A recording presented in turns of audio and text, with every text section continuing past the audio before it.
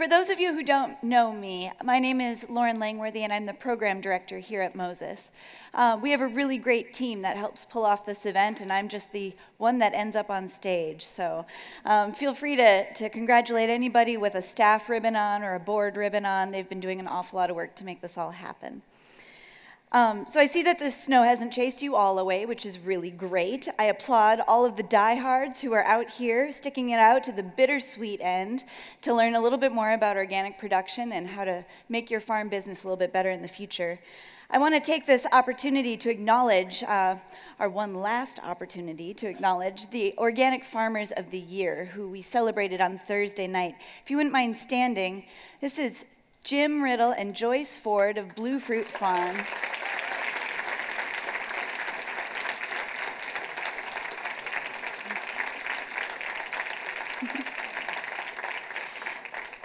We've really appreciated this opportunity to spend the weekend really honoring your experience and everything that you've brought to our community. Thank you for that. And speaking of awards, I have one other really exciting announcement that we haven't really talked about at this conference, but I'd like to make mention of it. The Organic Broadcaster, anyone here get that? I think pretty much everyone in the room gets that newspaper. So that newspaper is actually a finalist for a national award. Yeah, right? It's really exciting. We're going to hear in mid-March whether or not we're the final finalist, but we're really proud to have gotten this far with that award. And I just want you all to keep your fingers crossed that this official newspaper of the organic community gets that award, and we can celebrate our wonderful communications director who does that work. So let's give it a quick round of applause, even if it doesn't win. Yeah. Thank you. That newspaper has a lot of names of people who are in this room, and it's a really great place for us all to come together, even when we can't be together in person.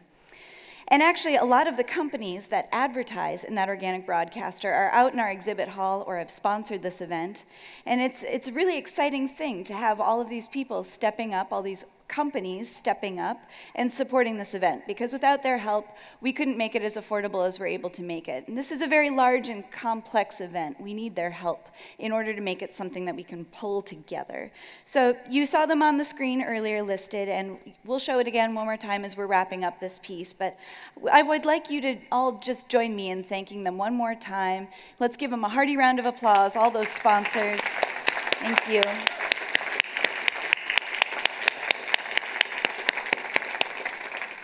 Thank you all for what you do. And one of them in particular, Sitka Salmon. I don't know if anyone had dinner last night, but it was pretty great. Yeah, yes. Go ahead, you can keep clapping, I don't mind. They've come up with a really sweet deal for everyone, and it's another thing that we haven't been doing a very good job talking about at this podium. But I want you to all know that if you loved dinner last night, you can start getting some seafood shares of your own. Sitka Salmon is offering a $25 off coupon, basically, for their seafood shares if you enter the code MOSES2019 when you purchase. And with that, they'll donate $25 to Moses Farmer Education. So not only are you getting a decrease in your cost of buying some really wonderful salmon, but also we're going to be able to use that to support farmer education, which is really important. So yeah, on top of that, you get great seafood, and it was sustainably caught, and you get to support farmers. It's all around great. So think about participating in that opportunity. And before I hand the stage over to our flight of 3 little keynotes, I have a few reminders. The first thing is that the exhibit hall and bookstore are going to be closing at 3:30. And because of the weather that's coming in, we have had a few of our exhibitors need to head out. They've got long travels ahead of them. You might notice that. I'm sorry, but safety is really important to us. So if they had a long way to go, we gave them the go-ahead. So you might want to check out that exhibit hall on the earlier end of everything. Also, make sure that you pick up the last of your resources and souvenirs before then, before 3:30 up in the bookstore. We've got our mugs, t-shirts, and even cutting boards with the Moses logo on them. So check that all out, grab a couple good books, and set yourself up for success this year. And finally, I'd like to say one more really, really big thank you to the Moses Board of Directors. They've been really wonderful. I'm going to make you all stand up one more time. Yeah. It's the clapping time. This is the part of the keynote. Yeah, there you go.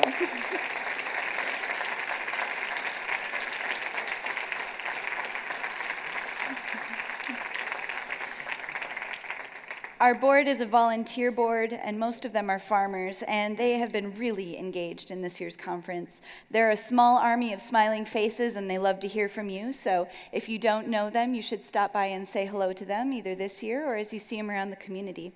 They really enjoy that. And now, one of those fantastic board members is going to come up here and introduce our keynotes. This is Mike Bollinger of River Root Farm, in Decorah, Iowa, and he'll tell you more about himself. Thanks, Mike. Right, appreciate it. Yeah. Hello, organic farmers. At yesterday's keynote, we heard from some of the people who helped build the organic movement and this Moses Organic Farming Conference. Each of them said they were encouraged by the number of young people here at the conference, young farmers who are coming back to the land and embracing organic. I feel comfortable, or I count myself fortunate among this generation. And I want those who've worked so hard to grow the momentum in organic to know that we've heard their call. We pledge to do all we can to carry forward this momentum. And on the topic of this organic movement, I would be remiss not to mention the passing of an incredible organic influencer and close friend, Chris Blanchard. Chris was vital to the development and success of this conference. He was a talented organic farmer, and most recently was the creator of the Farmer to Farmer podcast, which has been and still is a vital resource to organic growers throughout the country, especially young growers just starting in. He helped us learn not only about production systems, he helped communicate the value of building community and helping heal the planet. So thank you, Chris. We wish you were here. The farmers we'll hear from today each have a passion of their own for organic farming and have their own approaches to spreading the message. I'll introduce them one at a time, and we'll start with Dayna Burtness. Dayna and her husband Nick own Nettle Valley Farm in Minnesota. She enrolled in the Moses Farmer to Farmer mentoring program to jumpstart their pastured pig operation. Seeing her livestock live as nature intended, she also made it her mission to fight factory farming and corporate-controlled agriculture. Here's Dayna.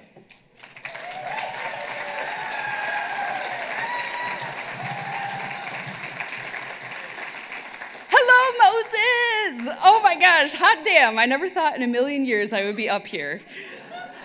Oh, okay, make fun of me all you want for what I'm about to do, but since this is the biggest honor of my life thus far, and Moses might never let me talk again after this speech, humor me. Okay, everybody wave. And one more, because I am technically a millennial. Let's take a selfie. Okay. Now that we've got my bucket list item taken care of, on to the focus of this afternoon, the future of farming. We heard yesterday from some of the earliest leaders in the organic movement. And to build off their message from yesterday, Alicia and Danny and I are here to share some of our perspectives about what the future holds. And I'll get to that, but first, okay, does anyone listen to podcasts? Okay, so has anyone heard the This I Believe podcast? It's this super short podcast based off of a 1950s radio series of the same name that invited just ordinary people to reflect on what they know to be true at this point in their lives. It's beautiful. Folks sift through their vast array of life experiences and philosophies to uncover these glimmering nuggets of pure wisdom. I can't promise that tonight, but I'm trying. There are hundreds of these podcasts. Plenty are what you'd expect, like believing in love and faith and family and the golden rule. But there are also some delightful surprises of what people believe in. For instance, be cool to the pizza dude. That's my favorite one. Semi-permanent hair dye, jazz music, and my second favorite, always feeding monkeys on your birthday. Trust me, check out this podcast. There's something so empowering about hearing folks of all ages cut through the BS of our modern lives to get to their core beliefs. When I was thinking through what a 33-year-old beginning hog farmer could possibly say during this keynote, this, I believe, inspired me. So I'd like to share a partial list of what I know to be true at this point in my life. And at the end, I'd like to encourage you to do the same. But before we get to that, you're probably wondering who this pig lady is. My name is Dayna Burtness. My husband Nick Nguyen and I, along with our very awkward Norwegian elk hound named Thor, we own and operate Nettle Valley Farm. It's on about 70 acres of oak woodland and pasture near Spring Grove, Minnesota. And Spring Grove is about 45 minutes southwest of here. You may have heard of us for our Spring Grove soda, or more recently, Rock Filter Distillery, which is the best organic farm-to-bottle bourbon distillery in the state, or maybe our summer musicals that are performed in barns under the stars, or maybe our community-owned fiber optic internet services. I'll stop, but okay, if we talk later, I am gonna try to talk you into moving to Spring Grove, because it's that great. It's been a long and winding road since my first farm internship at Foxtail Farm 15 years ago. I helped start the student farm at St. Olaf College. I tried and failed spectacularly to start the first commercial scale rooftop farm in the upper Midwest up in Minneapolis. And I ran several iterations of a direct-to-chef wholesale veggie farm with a couple dozen restaurant accounts in the Twin Cities. After having to quit vegetable farming and pretty much life in general after a very nasty case of Lyme disease, I learned about regenerative agriculture and agroecology while my body was healing. I fell in love with pastured livestock. 2019 will be my 12th farming season, but our 5th year of raising pigs. On our farm, we buy these sturdy little heritage breed feeder pigs in the spring and raise them up on annual and perennial pastures and out in the woods. They have 24/7 access to a certified organic pea and barley ration. And our farm is seasonal. We try to time the finishing or the fattening period of our little pigs with, well, they're not so little at the end of the season, with the abundance of fall treats like wild apples, black walnuts, acorns, squash, and pumpkins that we glean from our neighboring farms. Our philosophy when it comes to pigs, just like many of you with livestock, is just to let them be pigs. Our farm supporters and our customers are the real heroes of our farm story. They've chosen to invest in an independent, family-run hog farm with their food budget. We sell whole and half hogs direct to families and chefs each fall for $6 to $7 a pound per hanging weight pound. And I'm happy to say it's going really well. During this farm startup phase, we rely on my husband's off-farm income, but thanks to all the help provided by the Land Stewardship Project's Journey Person course and the Moses Mentorship Program, we are on track to grow our pastured pig enterprise to the point where it will pay the mortgage for the farm and provide a good wage for me. Which brings me to my first item on my list. This, I believe, pay it forward. We need to share what we have in order to help other farmers get started, because that's how desperately we need a new generation of farm families on the land. And to be clear, in my experience, people, especially farmers, are often already very generous at heart. But the kind of generosity I'm talking about goes a step further, especially for those of us who are privileged and lucky enough to own or have permanent access to land and equipment and markets. Back in 2011, I was a beginning vegetable farmer with a couple years of management experience and a knack for growing Carmen peppers and sun gold tomatoes, but I had no access to a permanent land base. After a long shot email to a community listserv in Northfield, Minnesota, a miracle happened. A very well-to-do farmland owner with a generous and entrepreneurial spirit reached out to me with an incredible offer. Bring your skills and goals to the land, he said, and for low to no cost, as well as access to equipment and infrastructure, we'll support your farm and incubate your dreams as they grow. During those 2 years that I was part of that incubator farm, I made the juiciest beginning farmer mistakes, ones that could have very well been the end of me if I had been juggling a mortgage and a full-time job on top of farming to pay for that mortgage. For instance, I failed to take into account the flooding history or the topography of the land and had a third of my farming operation wiped off the map during a 500-year flood during my first season. Side note, never underestimate the power of wind and water. You all have probably figured that out already, but just in case you haven't. Another one, I let a 1/4 acre field that had a lot of thistles in it go to seed. I know, oh. I rototilled a field of heavy clay soil that was just a little too wet, and it turned into bricks. Oh yeah, and that same rototiller was making some clunking noises.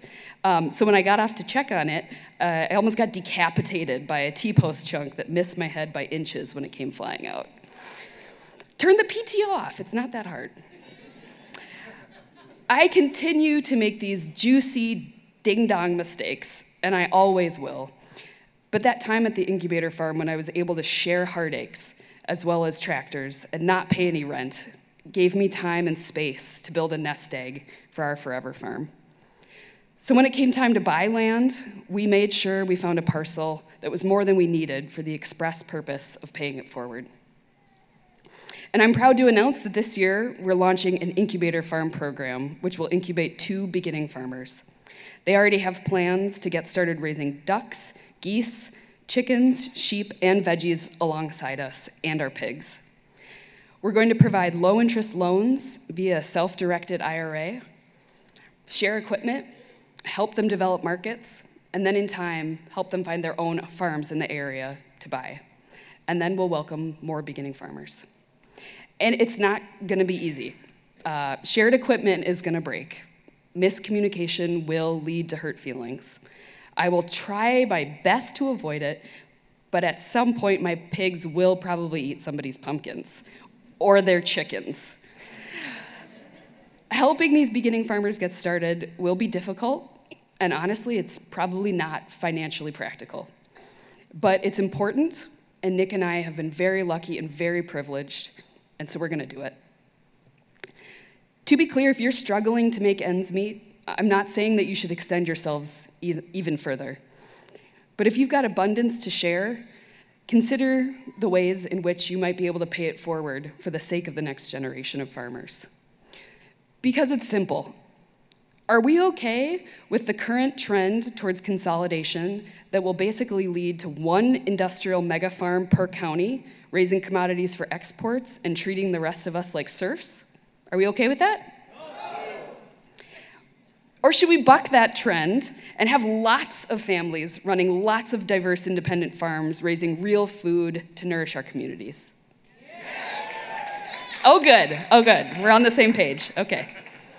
So, time for audience participation. If you are a beginning farmer looking for land and opportunities, stand up.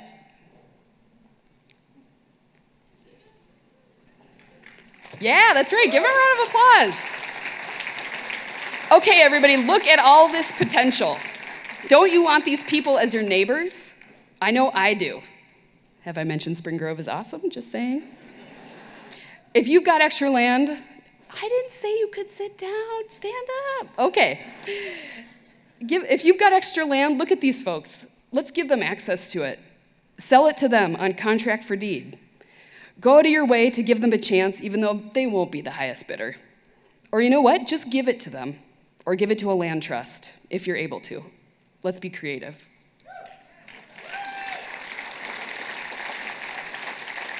Okay, now you can sit down.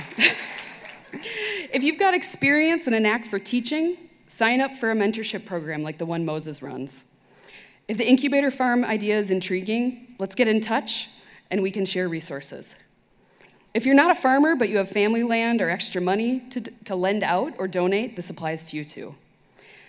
We in this room and in this movement are in this together to make sure that these farmers get a chance like we all did.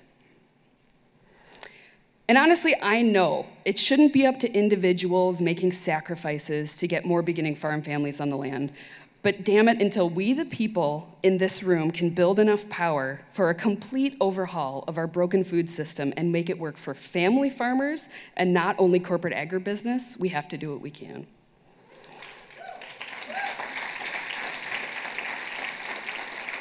Speaking of which, here's the next item on my list. This I believe. We in this movement, we need to build up our power. As we build our farming enterprises, we need to keep up the momentum that the founders of our movement started. Humanity is facing unprecedented challenges, and I believe that the values that drive our regenerative farms, regenerative and organic farms, those are the ones that are going to save us. For instance, we know deep in our bones that the health and well-being of the land and of the people are interconnected. When we make decisions, we think about the generations to come.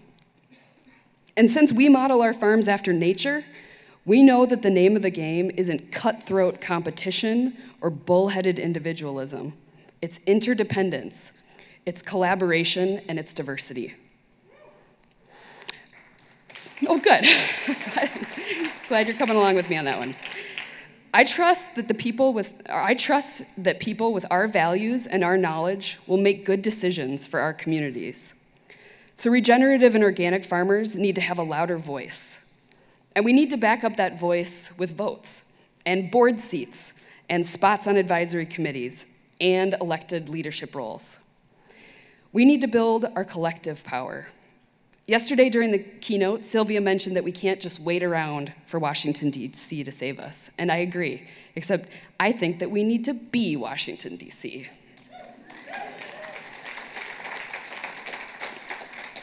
And that lesson really hit home for me this spring when a large landowner in an out-of-state industrial hog corporation proposed to build a 5,000 sow farrowing operation a few miles down the road from us in southeastern Minnesota's Driftless region. The Driftless region is known for its karst topography. It's a landscape full of sinkholes, caves, and disappearing streams that directly connect what happens on the surface to our drinking water, hundreds of feet below, and sometimes just in a matter of minutes to hours. This pig factory was going to have pits holding 8.9 million gallons of liquid hog sewage. That's the same amount of sewage as a town of 20,000 people popping up overnight. For some context, the entire population of the county is only 20,000 people. As a side note, give me some feedback here on this idea. Is it okay for anyone to profit off of putting an entire community's drinking water at risk? Okay, is it reasonable or neighborly to ask all of your neighbors to subsidize your outdated pig factory model when we know that there are ecological, profitable, and community-friendly models for raising livestock? Is that reasonable? No, it's not reasonable. Okay, I'm glad I'm not alone on that. So back to our story. When we heard about this, we may have been somewhat justified, we would have maybe been somewhat justified in wallowing at home alone in despair. Because get this, the Minnesota Pollution Control Agency has never ordered the proper level of environmental review on a potentially catastrophic family farm or factory farm like this one.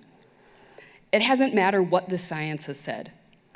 It hasn't mattered that the law clearly calls for an in-depth environmental review called an environmental impact statement on huge operations like the ones proposed near us.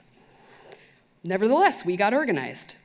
Family livestock and crop farmers, business owners, pastors, parents, and rural residents sprang into action to protect our water.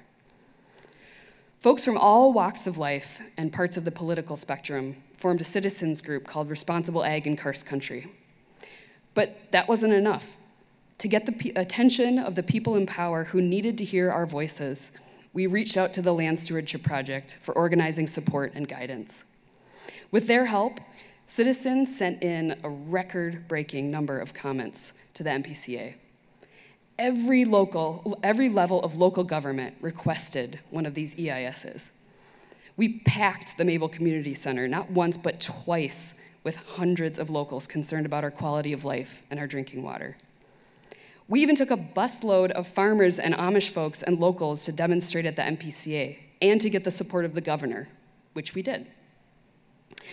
With crucial support from a people-powered organization like LSP and legal support from the Minnesota Center for Environmental Advocacy, we caused enough of a ruckus to send our message loud and clear. However, even with the massive outpouring of opposition, the MPCA still bent over backwards to make it possible for this 5,000 sow hog farrowing facility proposal to continue. It took the proposer realizing that it was, quote, not right to rip the community apart and withdrawing the permit to end the debacle or at least pause it.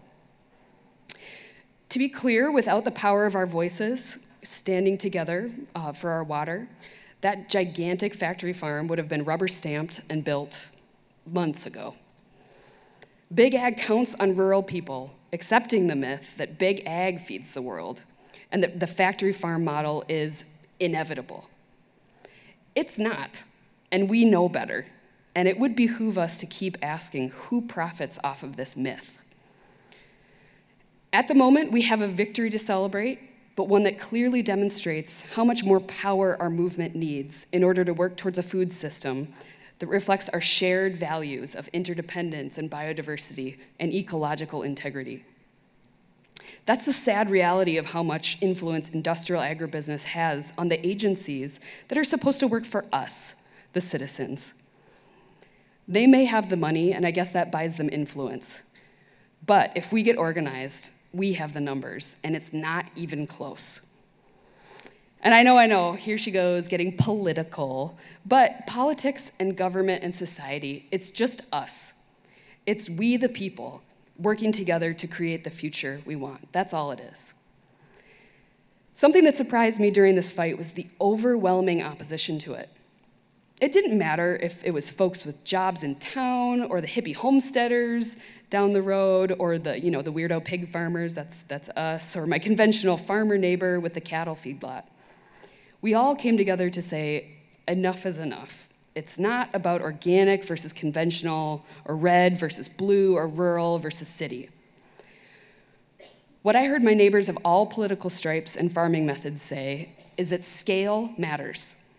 We want farms that are appropriate, they're the appropriate size for our communities, and we want family-owned and operated farms that support our rural, vibrant towns.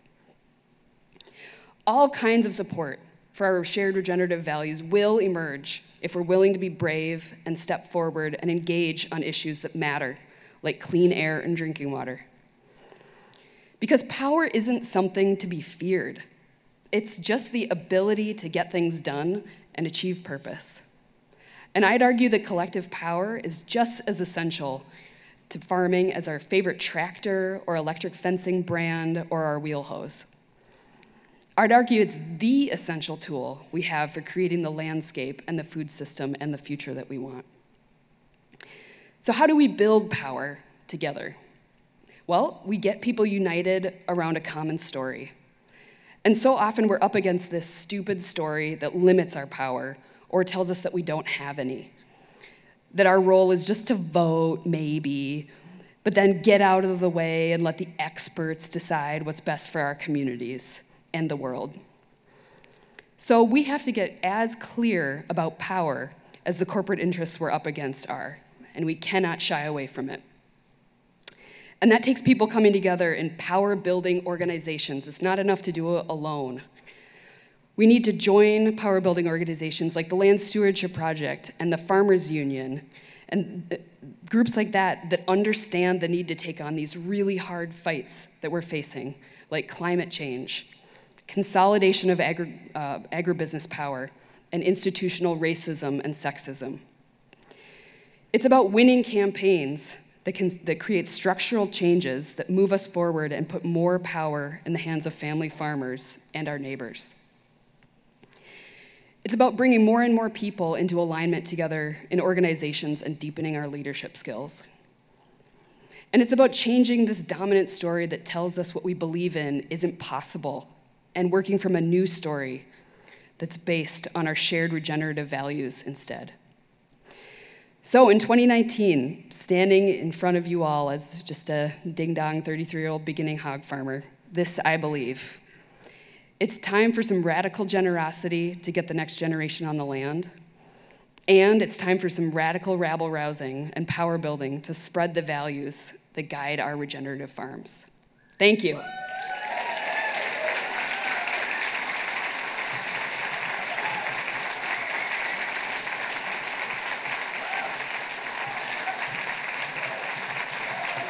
Isn't this great?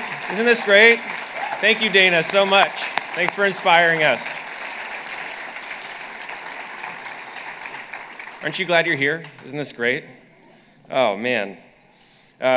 Next, I have the pleasure of introducing Danny Borgerding. Danny is the 5th generation in his family to farm.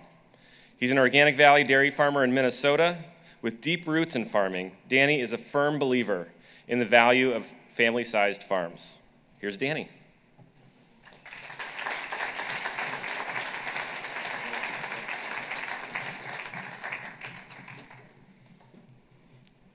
Well done, Dayna. Very good. Yes, my name is Danny Borgerding. I'm not really qualified to be up here. I'm not a public speaker. I'm not college educated. I have terrible memory. I'll say that on the farm, I'm not formally trained in agronomy, nutrition, or genetics. I'm an introvert, so speaking to groups, speaking to my employees, it takes a ton of mental energy, and the list goes on. So why the heck did I tell you all this? Because when I read the email from John Mesko asking me to do this speech, even over the pounding of my heart and my head, those thoughts were even louder. But I remember John said to me earlier that he wanted to empower more young farmers to use their voices to make an influence. Reminding myself of my strengths and what's important to me, I've been willing to take on a challenge and step up. I prefer big picture thinking, and I understand that what we are doing here is important. In a nutshell, what's important to me is my wife, my kids, my family, my farm, my rural community, and my country. And I am convinced that what organic stands for is good for all of these things. After considering all that, I was honored to speak. First off, a bit of background. I'm married to my high school sweetheart, and we have 4 amazing kids. We farm with my brother and my parents on a 180-cow organic dairy. It's truly a family farm, being that 2 of my other siblings also help out when they are able. Now approaching 10 years back on the farm full-time and managing the herd and the employees, this winter my brother and I bought the cows as the first major step in our transition plan. Having different skills and talents and interests, we split up the tasks and specialize, while also being able to cover for each other, and we have common goals. We also finished some Bavarian Fleckvieh steers, which is a dual-purpose animal, producing both milk and beef. And we grow all of our own feed, and we cash crop corn, soybeans, and some small grains. Including pasture, we operate just over 1,000 acres. We currently employ 4 high school students and 2 part-timers to help out with chores and fieldwork. I'm proud that our employees are trustworthy and responsible to do chores on their own when needed. My brother Tommy is on the volunteer fire department, and as a volunteer, I've coached wrestling, varsity wrestling, and now my son's youth wrestling team over the last 10 years. With what Mom and Dad have built on the farm and how we manage it now, with my brother and I being partners and having employees, we've built our own kind of team. During the winter, this allows me to commit a substantial amount of time to wrestling, which in return, I've gained some skills and confidence to do this today, as well as take on the challenge of farming. I think the culture on our farm is we're always looking to improve. One way Dad has done that over the years is by forward thinking and hashing out ideas with his team, myself, my siblings, and his longtime employee. Putting multiple brains together is the benefit of having a team. One of our most recent focuses is improving soil health by cover crops and less tillage. I'd like to give you a visual demonstration to think about while I'm up here. Pretend this Moses Organic Conference mug is America, or if you want to broaden it yet, you could call this the world. This little drop of dye is the 1% of farmers, there's the 1% of organic farmers that make up the 1 or 2% of the farmers in the nation. So this drop is me, this drop is you, and this drop is all of us together.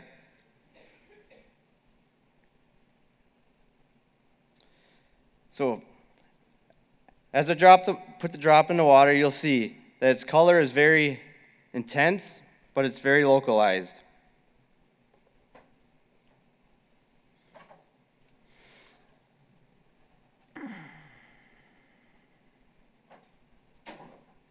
But as it spreads, over time, it begins to spread.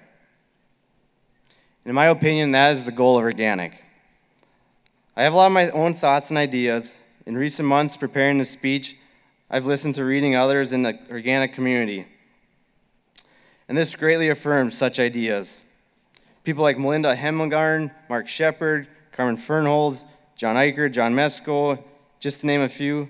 They speak so well and so passionately about the benefits of organic for our health, our communities, and our planet.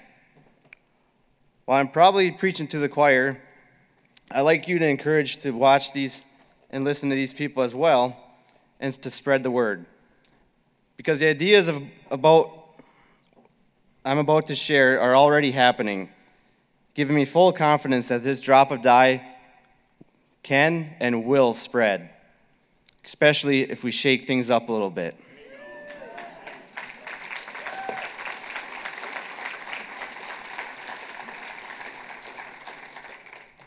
When asked why do I farm, I could give the generic answer. My dad farmed, his dad farmed, and his grandpa farmed before him. Farming's in my blood, right? But over the last few years, especially as we transition ownership, I've really had to dig deeper within myself to discover why I farm. With agriculture being as competitive as it is important for any young farmer to really answer that question. Obviously, I enjoy the work. My wife and I want to raise our kids on the farm where they'll be outside and active, both physically and mentally. But I've also discovered I'm becoming more interested in producing good, healthy food. And for us, that's mainly organic milk that we sell through Organic Valley. I'm also concerned about being a good steward, protecting and healing the land. I feel farming is a noble occupation. I also feel it's my vocation. So why do I farm organic? The same reasons I farm. They go hand in hand. In addition, however, I remember being asked this question by a retired soil scientist a few years back, and I simply answered, I believe in organic. Or after my cousin's wife died after his battle with cancer at age 36, I remember telling my brother-in-law, I guess I'm proud to be an organic farmer, to provide that option for those who, if nothing else, want to play it safe when buying their food. Now, with so many diet-related diseases such as diabetes, obesity, heart problems, poor mental health, now I realize, why wouldn't I farm organic? This health crisis in America could be improved through better nutrition, and Organic will lead the way. Little pitch for Organic Valley there, huh?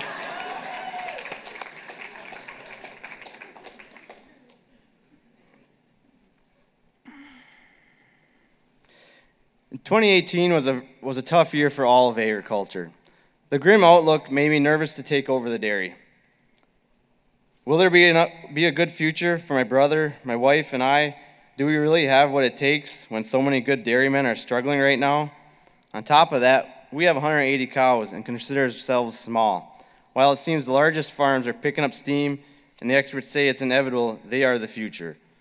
How are we going to compete with invested, funded corporate agribusinesses? I'd like to tell a little story. This last fall, Dad had a farming accident and broke his leg. While he was in the hospital, he talked farming with the nurses. What else do farmers do? One male nurse told Dad he used to farm up north in Red River Valley, which is sugar beet country. He said they farm 600 acres, but up there that's way too small and he just can't make it. So he quit farming and entered nursing school. Now keep in mind, Dad had an injury, not a health issue. In fact, all the nurses there were amazed that in his 60s he was on no prescription medications. But anyways, I thought it was ironic that how this farm kid, who was pushed out of an agricultural field by big farms producing monoculture, corn, soy, and sugar, none of which are good for humans in excess.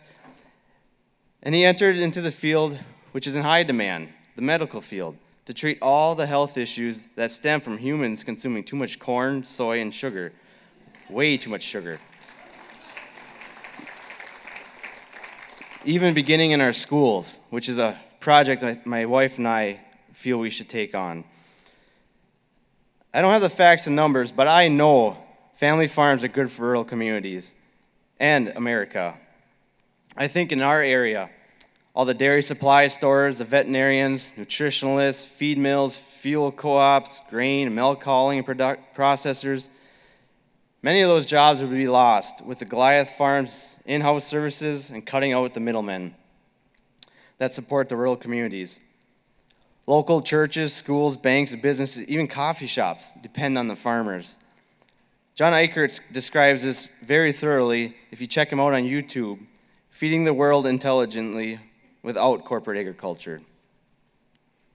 We hear so much about that people are disconnected from where their food comes from. We need to educate the consumer. I say we need to inspire the consumer. Related to that, I can say that Mom and Dad have had over 30 nieces and nephews work on their farm over the years. Some for a few weeks in the summer, others for a few years as their first job in adulthood. And now, those cousins of mine love bringing their kids to the farm. Not to mention all the high schoolers who have worked for us over the years. 2 of the current ones live in town and they love working on the farm. It's important to note, when these kids work for us, they don't just see one end of the cow, they see both. Meaning they get a variety of work, something they wouldn't get at a much larger farm. Here, they learn more responsibilities, and sometimes they discover their skills and talents that lead them into their occupations. If I had to add up all my cousins and the kids and their kids and the high schoolers, I think I'd be safe saying there's been over 75 people directly impacted by our farm and know where their milk comes from. So bear with me with a little math here. Today, there's only roughly 3,000 dairy farms in Minnesota. So if we multiply by those 75 people, that's 225,000 people. Compare that to when Dad started farming, there was 25,000 dairy farms in Minnesota. Multiply again by 75, and you'll get 1.875 million people personally connected to a farmer. You see why we need more farm families, not less? If we want a population that understands where their food comes from and the strength of a nation is dependent on the strength of its land.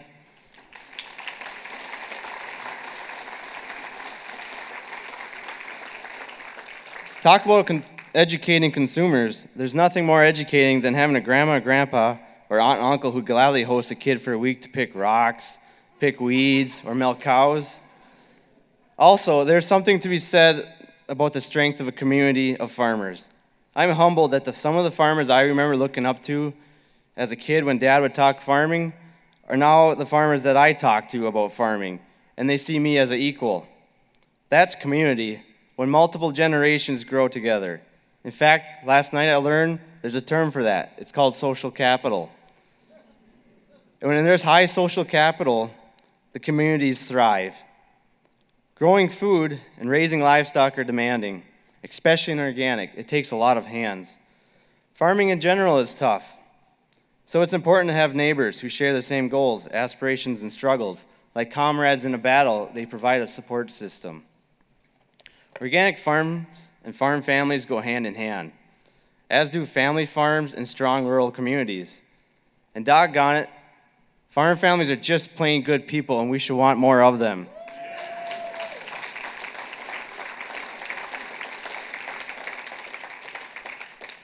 I'd like to add that organic farming takes a lot of minds as well, hence this conference. Organic farmers never take off their thinking caps. Being organic has exposed me to so much knowledge and wisdom, some through pasture walks or workshops or conferences, and others through field days and reading. I've also learned from grass-fed farmers and regenerative farmers who are allies in this fight. There's a desire to learn and to share, which really ties us all together. I realize I have only seen the tip of the iceberg of knowledge. A pet peeve of mine is when someone says, "Yeah, my grandpa used to farm, they just didn't call it that yet." I just want to say, This ain't your grandpa's organic. We have precision technology. Dad has more screens in his tractors than I do have in my house. We have the likeness of Fitbits on our cows to monitor estrus and health. Even with technology, however, grazers have the wisdom to accept that no matter how much math and science we use in our fields and our grazing systems, we will never fully understand the awesome relationship between cow, grass, and soil. So by trusting nature and God, we turn it from a science into an art. We have scientist farmers who understand it starts with healthy soil. So instead of asking, how do we kill this weed or we kill this pest, they ask, how can we support worms and microbes and fungi and as much life as possible into our soils to promote such a beautiful, healthy ecosystem.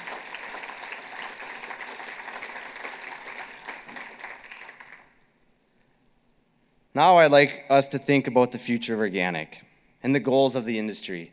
I remember reading a few years back an article from John Mesko raising the same question, where does organic go now? Thankfully, the trailblazers have received some nice premiums over the years, which they needed to be able to blaze such a path that they've left for us. Consumers should realize that as Americans began paying less for their food, we began paying more for health care. And this is described well in the film Food Fight. But now remember, the dye in the water. As it spreads, the intensity may fade, but it never disappears. As an industry, we are figuring things out, what works best and what doesn't.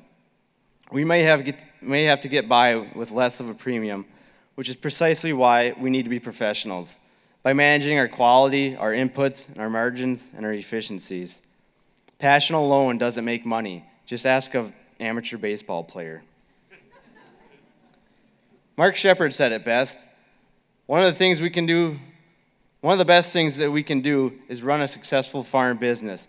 When we prosper, we are the model that shows the way. As organic grows, it's making an impact that's good for the planet and good for people. Here, I think we can all grab hold of the most significant impact organic will have, and that is this. Organic consumers and producers have both pressured and attracted conventional systems to be more like organic. Over time, it's happening. For example, there's no BST in milk anymore. Non-GMO is heard about everywhere. Soil health is in every ag magazine. An example of this is another story.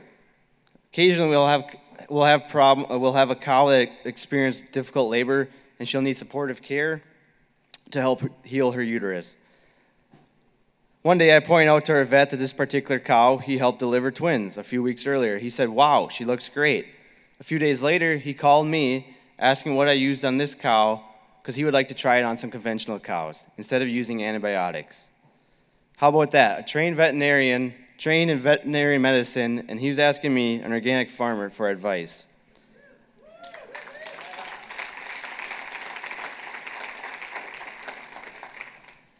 I have a lot of comparisons between organic and conventional, but I'll just say this. Conventional demands control, while organic is humble and accepts modesty, as well as a partnership with nature. The more conventional reflects organic, the more the supply and demand will fall into a natural balance. I don't believe we need to feed the world. There's plenty of food. Instead, waste, inaccessibility, and corrupt governments are the problem. The way I see it, the costly technologies, giant ag corporations, and government programs have tricked most farmers over the years to think they need to be in complete control of their farms, produce basically way too much, which floods the markets and results in below break-even prices.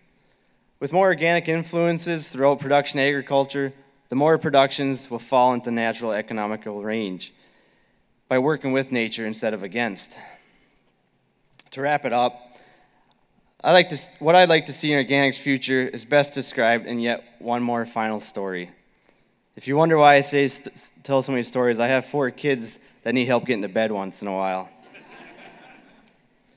Hypothetically, let's take a bunch of these darn millennials who might include either someone who is told he or she is too smart to farm and should go to college and get a desk job, or that nurse who's treating health problems, Or maybe a grandchild whose grandpa doesn't want to see his farm go to some giant corporation.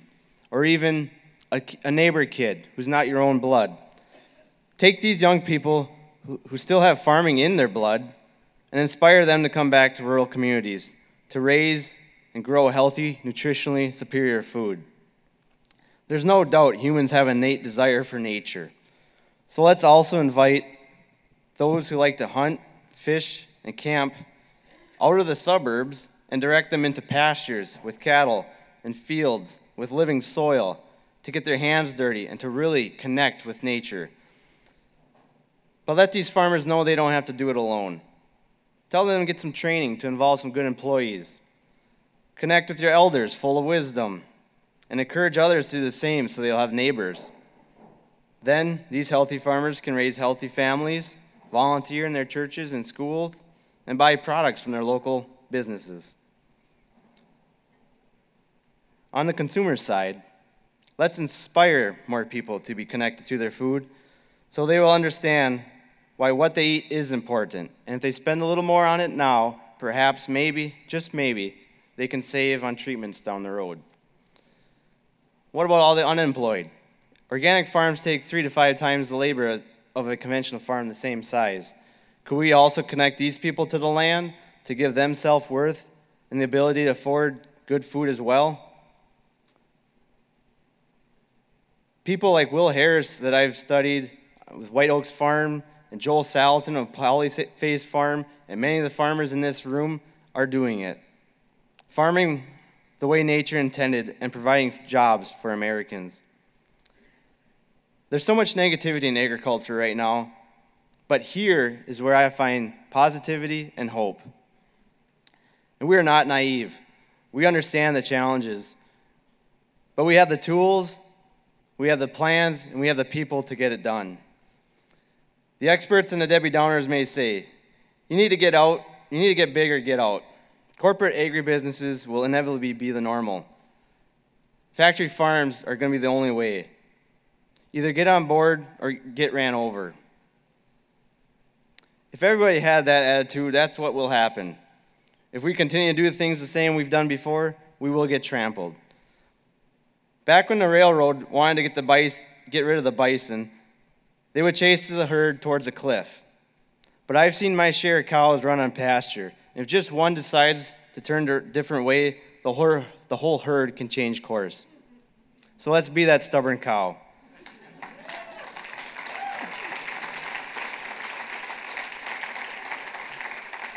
Remember the drop of dye in the glass of water? Don't be afraid of failing. In fact, in Organic Valley's ad, you hear CEO George Seaman say, "We were never worried about succeeding. We were just worried about trying. So focus on trying." Within a movement, some may take huge leaps of faith, while others take baby steps. The important thing is to simply move. Thank you.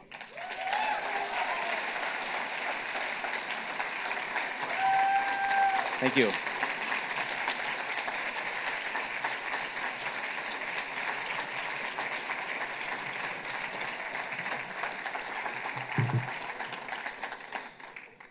Danny, you call yourself an introvert. I guess I would call you a natural.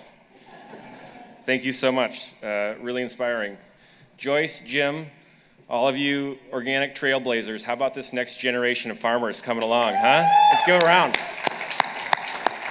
Truly inspiring.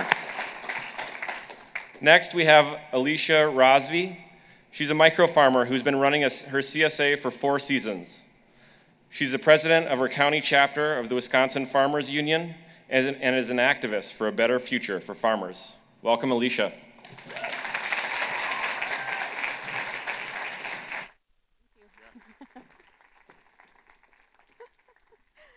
Thank you. All right. Here we are. Keeping the micro in micro farming. So. Well, thank you so much for the honor of speaking today. My story as a farmer begins rather dramatically. 7 years ago, last month, my husband was hospitalized for battling leukemia. He had spent the end of December and all of January inside a hospital room. He'd had chemo pumped into a central line 24 hours a day for 15 days, separated into 2 occasions. His hair was gone, his appetite was gone, and it would stay gone for the next 6 months. His immune system was decimated, 0. He was so wrecked, he could not leave his hospital room, even to walk down the hallways, for fear that he might contract a common cold and die. So he stayed in a room overlooking a graveyard and waited until his white blood cells began to re-emerge. He was 31. I was 34, and we had 3 kids, 6, 2, and 10 weeks. We had to balance them and him and endure the health crisis. Now, leukemia is an environmental cancer. This means that something somewhere in some point in time interacted, or in Shabar's environment, interacted with his genetics. It sent his body a message that needed to start producing crazy amounts of white blood cells. We discovered the cancer because his blood had literally become clogged with white blood cells and began moving through his system like motor oil. Dying blood cells were enlarging his spleen, and he was feeling pretty crappy. Every day, I would care for my kids. Every night, I would care for my kids. Every day, I would care for my husband. And I had this little moment between Stevens Point and Marshfield, and that's when I packed in all of my worry. I learned from the doctors that we could learn to avoid certain things because of the links to blood cancer. Pesticides and herbicides were some. They also told us causes were linked to glyphosate, gasoline, and aspartame for leukemia specifically. Faced with the sheer lack of control that I had in the situation, as a cancer caregiver, I figured that I could fix 3 things in our life. I could grow as much food as we could and make sure the rest was organic. I could cut processed ingredients and artificial sweeteners from our diets, and I could pump gas for our family. I will skip ahead in the story and share with you a little spoiler alert that with the miracle of a perfect match and a stem cell transplant, Shabar, my husband, is here today, enjoying every bit of the Moses Conference.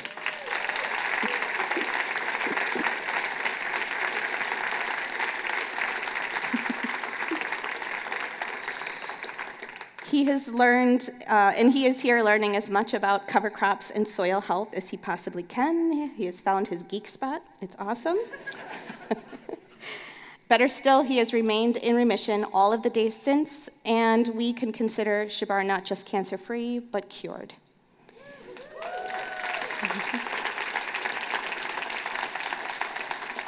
So this whole traumatic event lasted 7 months and 19 days, start to finish. By July, we were back home, Shabar was back to work, and I was back to caring for our 3 kids. I had quit my job in education to care for Shabar, and my days stretched before me. We were supposed to just jump right back into life, and I couldn't. I was exhausted physically and emotionally by the weight of it all. I don't think I slept most of the months that we were in recovery. And I say we were in recovery because my kids and I endured the journey right alongside my husband. At the end of the day, we all survived cancer. Leukemia left Shabar with months of weakness, a forever lowered immune system, and no immunities at all to many diseases.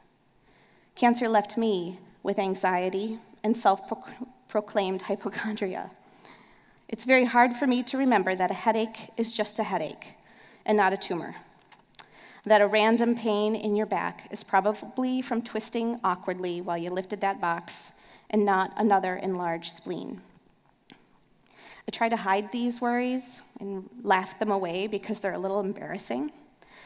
But the worry is always there, and it started to fester. So I knew that I had to do something. I had to change something in our life in order to make this work, this life work. In the days after the stem cell transplant, I had this one gleaming moment. Shabar was in isolation. The kids couldn't live with him due to their germ-harboring nature. And I was still nursing our baby, so I couldn't really be away from the kids either. We were all split up. Shabar with his folks, the kids were ushered between friends and relatives, and I was nomadic. Perhaps it's because nights were always the worst, or because I was on a different mattress on a different floor every few days, but I often woke up in full-blown anxiety attacks. Thankfully, coming down from one of those panicking moments, an epiphany hit me 2 a.m. one morning in May. In my mind's eye, I held a seed in my hand. I watched it sprout and grow into a seedling, and I knew I could control the growing condition of a seed. I could control life by growing it, and I could take a seedling and literally grab it by the roots and grow a tangible way of healing my family. So that weekend, I took my kids home to our little victory garden in our little city lot, and we planted our hearts out. We planted vegetables and food for our bellies, and flowers for our souls. And folks who cared deeply for us cared for our garden and kept it weeded and watered until we came back from Chicago. In July, when we came home for real, we had this beautiful garden bursting with life just waiting for us. And so for those first months at home, when things got rough and we could feel the anxiety creep up our neck, Shabar or I could be found standing in our garden. And when I was in there, I could remember that this was the thing that I could do.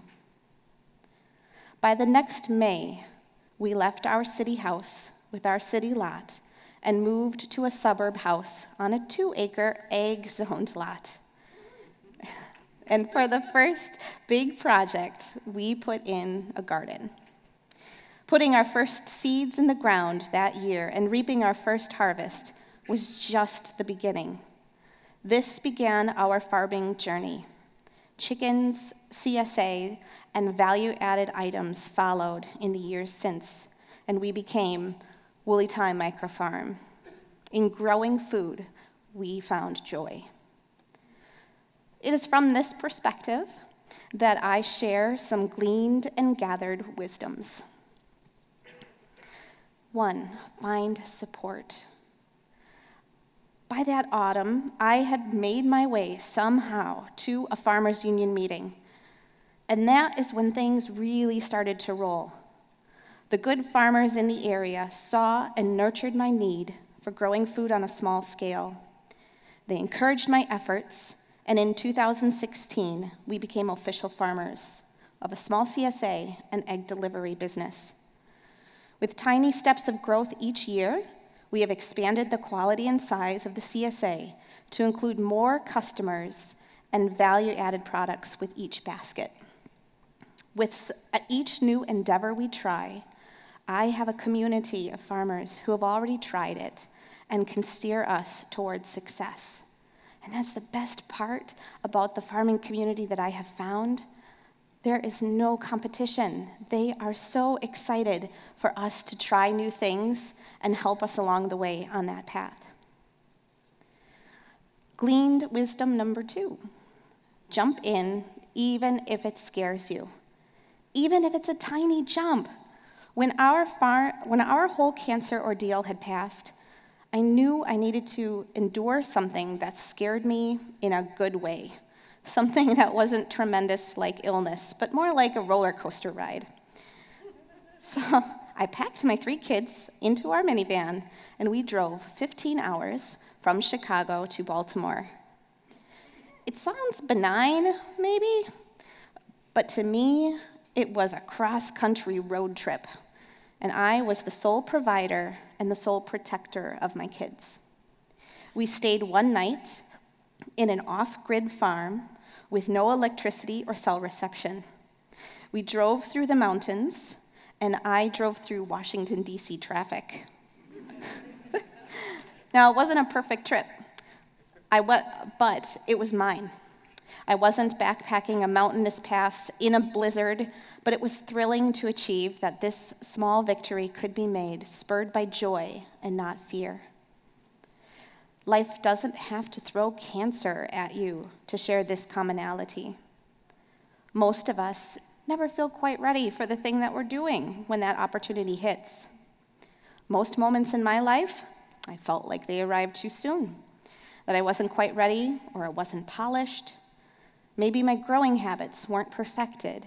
Maybe a recipe that I was sure of just flops at the market. Maybe a picture in my CSA newsletter comes out upside down. Maybe I lose my words while I am hugging Tammy Baldwin and I can't say anything because she is my political hero and I might burst into tears. Sister. But you know what? That outfit is what I'm wearing today, and that is what gave me the good juju to be up here. So. Time might not have improved any of those things, and time, I have learned, is a luxury. It's not a given. So I want you to hold on with both hands to the notion that you are not alone, and jump. Number 3, mitigate risk with something that lights you up. There is still a moment each spring that we wonder if we are going to grow enough to fill our baskets. To relieve that stress, we mitigate risk. We grow more than we are supposed to need. We continue planting quick-growing vegetables all season like radish and stable vegetables like kohlrabi and squash. Finding our niche while mitigating risk has been a wonderful sweet spot for us to land recently. With the progress made in cottage food laws, jams and chutneys and pies and breads and sweet rolls and bagels and other things now get featured each week alongside our fresh vegetables. Cherry pie is up there, isn't it? We have also added an egg CSA, a halal pastured chicken CSA, and a locally grown Thanksgiving basket. These diversifications have allowed me to bake for others, which is my joy. It has allowed my creative outlet loose in the kitchen and has brought joy to our customers as well when we hand over our goods. I wake up before my 4 a.m. alarm on baking day. I sing in the kitchen, much to the dismay of my children. And I skip as I get myself to the car to begin my CSA deliveries. Creating a more stable business plan has added happiness to our days, so it's a double bonus. Gleaned wisdom number 4, resist. Resist what you will and in what way you must. The growing of food is wonderful and just what I needed to heal myself. There is nothing better, in my opinion, than sinking elbows deep into the dirt and weeding through a row, or harvesting the very first sun-warmed cherry tomato.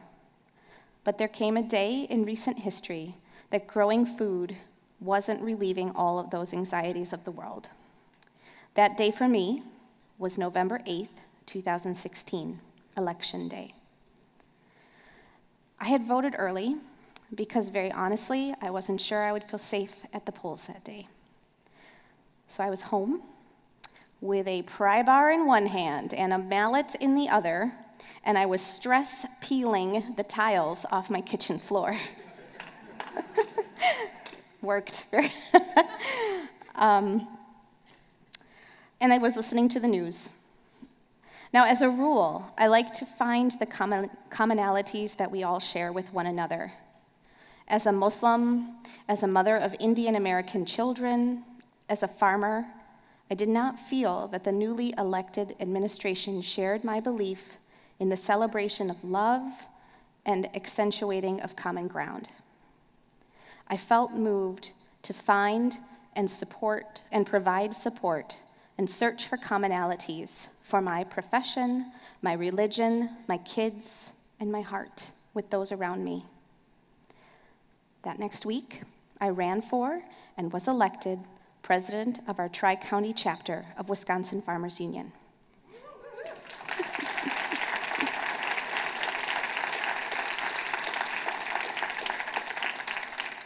In so doing, I became the first Muslim chapter president elected in Farmers Union history.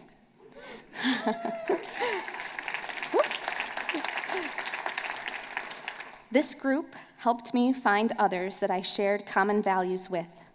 They encouraged my desire to do something. And that year, I found commonality with those who valued family, the environment, and the individual. And I began lobbying for clean water, access to health care, and cottage food laws. In 2017 and 18, I was privileged enough to attend the National Farmers Union Fly-In. That first year, accessible health care for all was one of our lobby points. I got to share our story of Shabar's traumatic health event in our nation's capital, that even with insurance, this one 7-month moment of our lives cost $26,000 out of pocket. That a stem cell transplant costs $525,000, and that is not including the cost of the initial month-long stay in the hospital, allowing the chemo to kill all of the cells in preparation for transplant. That as a mother caring for 3 little kids and a husband, I received no financial support before, during, or since the transplant, the way that the system is set up now. Without insurance, we would never have recovered from this. Growing clean food for my family is my act of resistance against cancer. Sharing our story in Washington and searching for common ground with those around me is my act of resistance within this political climate. Producing food on a micro scale and finding joy along the way is my resistance against my anxiety. Number 5, we are stronger together. As I see it, the future is local, diverse, and full of opportunity. And diversity builds resilience. Small steps in varied directions can yield amazing results, even if you don't see the whole path when you take the first step. Each year, we try to make improvements on our year before, but we also keep up with the same path that we started embarking in 2014. And it brings me great joy to know that I can grow my own greens and my own potatoes and raise my own chickens and eggs. And it excites me that by year's end, I might add mushrooms and bees to that list. But I do not have a cow for milk or cheese, and what Wisconsinite does not need cheese? I don't have a spare field to sow for wheat for my own bread, and I don't have the skills needed to raise sheep or alpaca for fiber. Our path is empowering, but it needs to recognize that it is nearly impossible to provide all the things we need on our own. Agriculture is an amazing and humbling machine. We are as dependent on one another as we are different. We might not always agree with our neighbor, but the mutual respect that we have enables a yield that we cannot produce alone. In 2018, I got to go back to Washington, D.C. to share with the National Farmers Union. This year, the dairy crisis was our leading lobby point, and we were able to share what a struggling industry that is a linchpin in our society can do to the rural places in Wisconsin. That once an industry leaves, then the stores move out and eventually could close schools. That ghost towns are being left in its wake. That our children in rural America are as food insecure now by percentage as children in inner cities. Now, not being a dairy farmer, I was completely humbled to listen to the stories of my fellow farmers facing their struggles. Many of us fell on different sides of the political ballot, but we all shared a love for the land. And we all know what it is to take our best crop and sell it or feed it to the animals, and then give our own family the leftovers. It's beautiful, but it's also heartbreaking. Being part of a nonpartisan lobby really matured my view and expanded my hope on how we might ever get anything done. My final word of gleaned wisdom: many troubles can be lessened by weeding a row. I would love to say that 7 years post-cancer, that life is trouble-free and and beautiful, with a healthy husband and 3 beautiful growing kids and a tidy little microfarm that is holding its own. We are incredibly lucky. But perfect is a myth, and worry is still an occasional plague. Whether I think back to the young family we were, with 3 kids, 6, 2, and 10 weeks, facing the scariest crucible of our entire life, or simply that my garlic is failing this year and I can't figure out why. Worry is worry, and it's pretty overwhelming. Who even knows what our life has in store for us if we just show up? It's amazing to think that we might accomplish any of these things if we put our whole selves into something. So I want you to take a breath. Get your hands in the dirt. Release your pent-up stresses with a cobra head and a garden row. Put your whole self into it and work up a sweat. Feel the sun on your back and smell the earth. And remember that you belong to an amazing, resilient, strong profession. And you get to grab life by the roots and create something beautiful with it.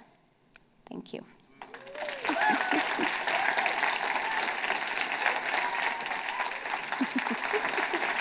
Thank you.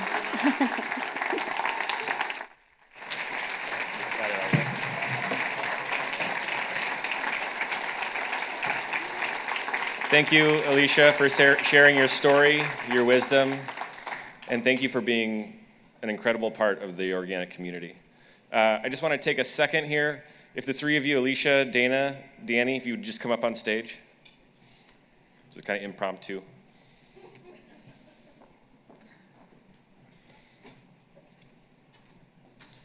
I just want one more round of applause. Folks, part of our future of organic here on the stage. Thank you very much. We're so proud. It's an honor to be on stage with you.